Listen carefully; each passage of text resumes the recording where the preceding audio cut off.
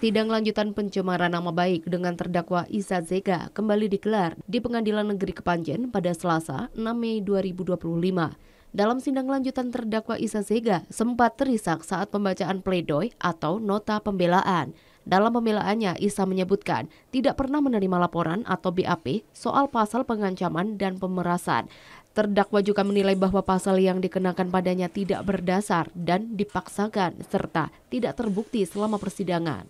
Menurutnya, tuduhan awal soal pencemaran nama baik secara sepihak digeser ke pasal pemerasan demi memberatkannya. Dalam ruang sidang, Isa mengangkat Al-Quran yang masih tersegel plastik dan meneriakan siap sumpah pocong. Kejutan terjadi di ruang sidang saat Isa mengajak jaksa penuntut umum dan Sandi Purnamasari untuk sumpah pocong. Selain itu, terdakwa juga menyebut nama surat Ali Imran ayat 61 dan menyatakan siap menerima azab jika berbohong. Dalam sidang sebelumnya, jaksa menuntut terdakwa Isa Zega dengan 5 tahun penjara atas kasus pencemaran nama baik owner MS Glow. Selain pidana penjara selama 5 tahun, terdakwa Isa Zega juga dituntut dengan pidana denda sebesar 10 juta rupiah.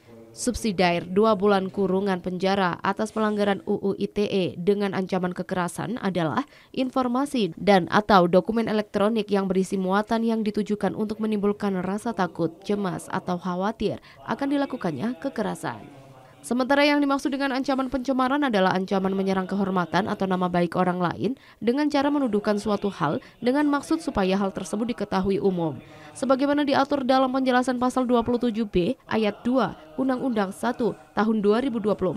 Kemudian, tindak pidana dalam pasal ini hanya dapat dituntut atas pengaduan korban tindak pidana. Usai sidang, kuasa hukum Isa Zega menegaskan akan menemui Jaksa Agung karena menilai ada pergeseran tuntutan. Sebab Isa dilaporkan ke Polda Jatim awalnya dengan pasal 27A, namun dalam tuntutan kliennya dikenai pasal 27B. Katanya saya mencemarkan nama baiknya, tapi saya dituntut pasal pemerasan. Sedangkan bukti-bukti di dalam berkas perkara, baik fakta-fakta di dalam persidangan, tidak ada yang namanya pemerasan. Tidak ada perpindahan uang, tidak ada pengancaman. Dan itu diakui sendiri oleh saksi Sandi Purnamasari. Jadi bagaimana bisa saya bisa memeras?